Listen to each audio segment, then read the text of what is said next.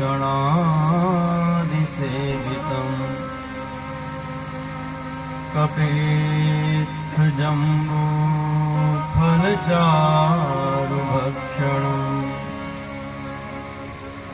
उमासुतं शोकविनाशकारकम् नमामि विघ्नेश्वर पादपङ्कजम् सिन्दूरारुणविग्रहां त्रिनयनां माणिक्यमौलिस्फुरत् तारानायकशेखरां स्मितमुखीं मापीनवक्षोरुहाम्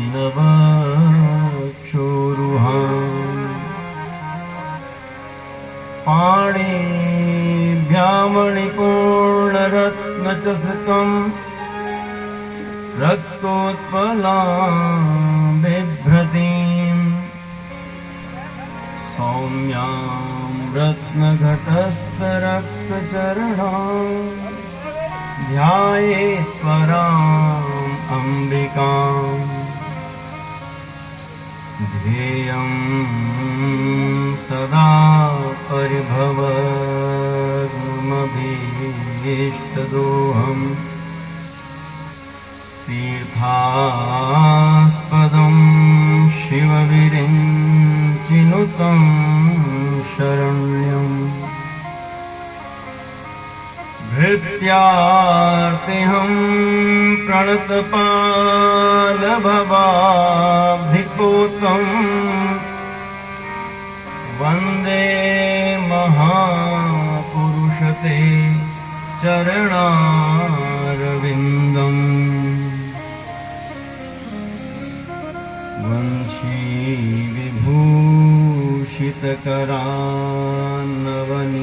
वंशीविभूषितकरान्नवनीरदाभा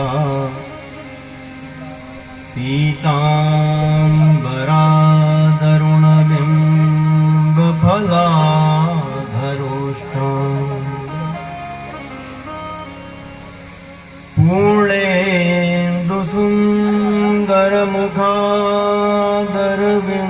पूर्णेन्दुसुन्दरमुखादरविन्दनेत्रा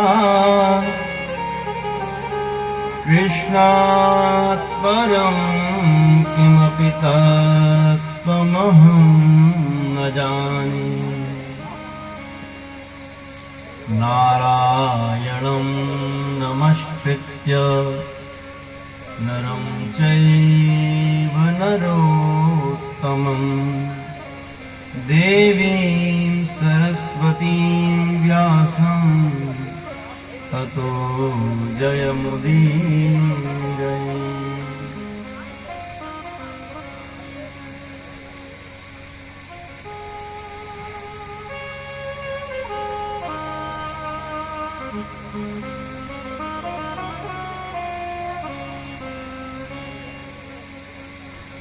परम सौभाग्य की बात है,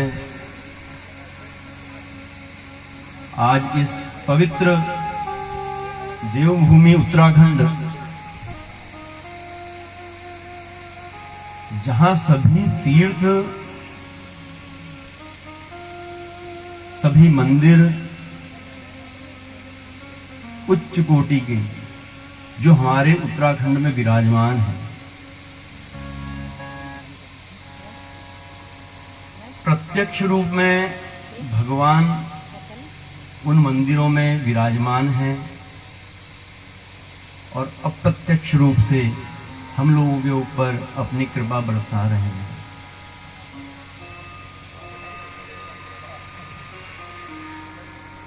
आज परम कल्याण हम लोगों का है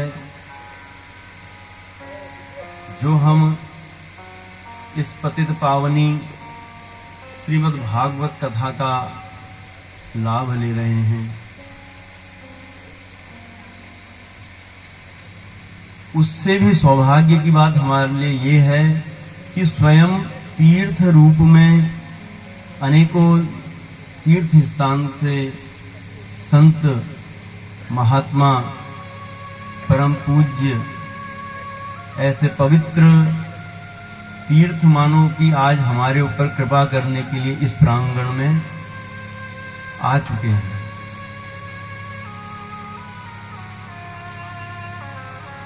सज्जनों,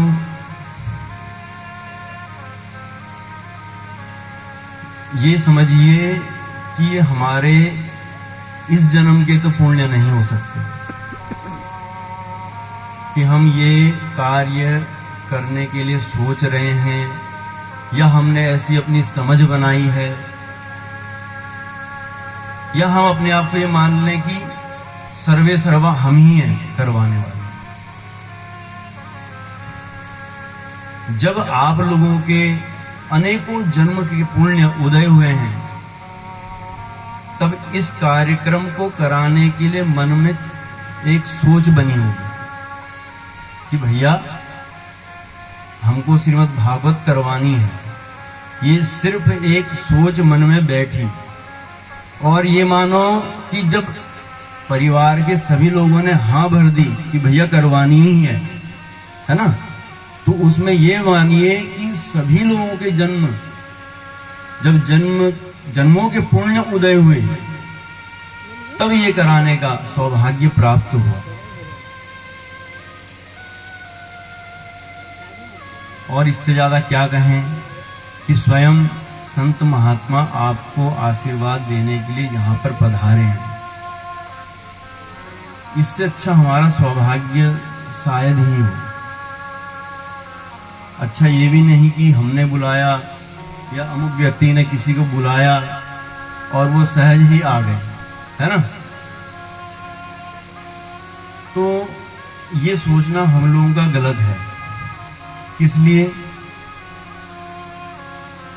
इसलिए क्योंकि जब तक हमारा संसर्ग अच्छा नहीं होगा, तब तक हम अपने पैरों को, अपने हाथों को और अपने नेत्रों को सही कर्म करने के लिए उद्यत नहीं करेंगे, मतलब करने के लिए आगे नहीं बढ़ेंगे।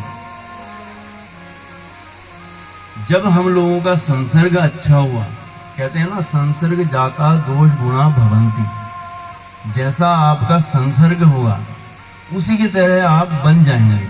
जैसे आपको जुआ खेलना नहीं आता, लेकिन दो चार लोगों के साथ आप बैठे तो आपको जुआ खेलना आ जाएगा। नहीं पता तो थोड़ा बहुत तो आ ही जाएगा कि भैया पत्ते किस तरह से फेंके जाते हैं, है ना।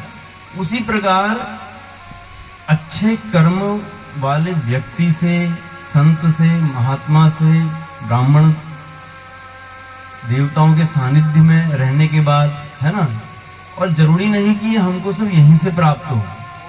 एक पैंट कमीज वाला भी ना संत के भाव रख सकता है। क्यों? क्योंकि उसको जीवन तो चलाना ही है ना। जीवन के हिसाब से उसको कर्म भी करने हैं, और जब तक कर्म ना करे तब तक फल कैसे भोगे।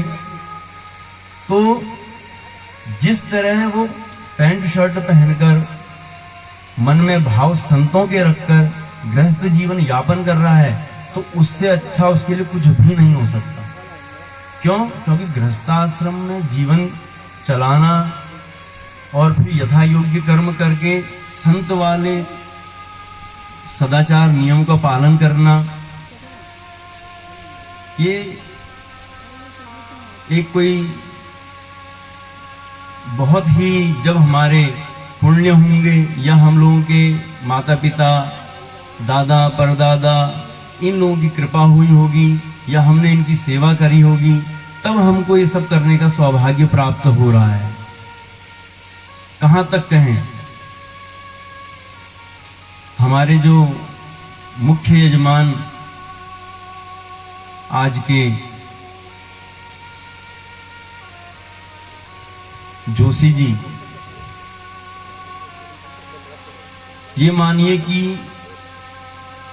एक गृहस्थ जीवन का यापन करते हुए एक संत जीवन यापन कर रहे हैं। संतों का जीवन यापन करना एक सामान्य बात नहीं है। सामान्य इसलिए नहीं है क्योंकि उसमें एक उदार भी होना पड़ेगा, सदाचार भी लाना पड़ेगा, और हम किस तरह से अपने इस मुखार बिंद से वाणी निकाल रहे हैं कि भैया किसी को, अगले सामने व्यक्ति को ना हमारी वाणी से कष्ट ना हो, है ना। इस तरह का जीवन जीना कोई सामान्य बात है ही नहीं, क्योंकि पहले हमको उसको बनाने के लिए, अनुकूल करने के लिए जीवन में उस चीज को उतारना पड़ेगा, और जब तक नहीं उतारेंगे तब तक कर नहीं सकते। तो ऐसे हमारे जोशी जी जो मुख्य यजमान हैं, संतों का सम्मान किस तरह से किया जाता है, ब्राह्मणों का सम्मान किस तरह से किया जाता है, यहाँ तक कि मेहमानों का या कोई बालक बालिका अगर हमारे अंदर घर में आ गए हैं, हमारे प्रांगण में आ गए हैं, उनसे किस तरह का व्यवहार करना है, वास्तव में जोशी जी से सीखने लायक है। इतना उदार जीवन। इसी श्रृंखला में जब ये मन में संकल्प हुआ कि भागवत करानी है, तो हमारे पास सूचना आई कि हमको करवानी है भागवत सप्ताह।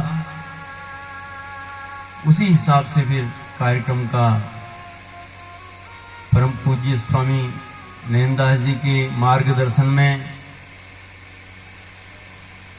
इस क्रियाओं को कराने का अवसर प्रदान हुआ,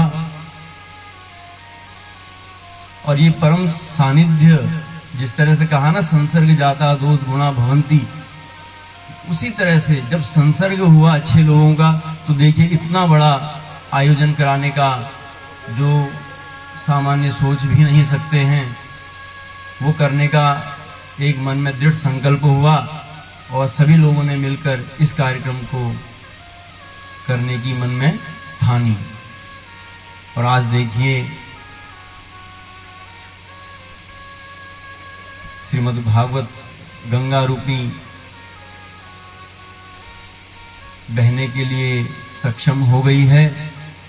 परम पूज्य ऐसे चित्रकूट धाम से हम लोगों के बीच में कृपा बरसाने के लिए, आशीर्वाद देने के लिए अपने तीर्थ रूपी चरण कमल हम लोगों पर अहितु की कृपा करने के लिए हम लोगों के मध्य विराजमान हैं स्वामी श्री रामचरण शंकर जी महाराज ट्रस्ट, श्री रामचरण धाम, श्री राम सीताराम संस्कृत विद्यापीठ, चित्रकूट धाम से स्वामी महंत स्वामी संत गोपाल दास जी महाराज, आपके चरणों में बारंबार प्रणाम। स्वामी गोपाल दास जी महाराज, स्वामी सीताराम जी महाराज, राम गोपाल दास जी, स्वामी राम गोपाल दास जी महाराज, और इस कार्यक्रम की जो रूपरेखा तैयार करना और उसको जमीनी स्तर पर उतारना, स्वामी ऐसे नयनदास जी महाराज जो रामचरण शंकर ट्रस्ट, श्री रामचरण धाम, श्री सीताराम संस्कृत महाविद्यालय के सर्वे सर्वा प्रबंधक अध्यक्ष महोदय हैं। आप सभी लोगों के अथाह प्रयास से श्रीमद् भागवत का आयोजन होने जा रहा है।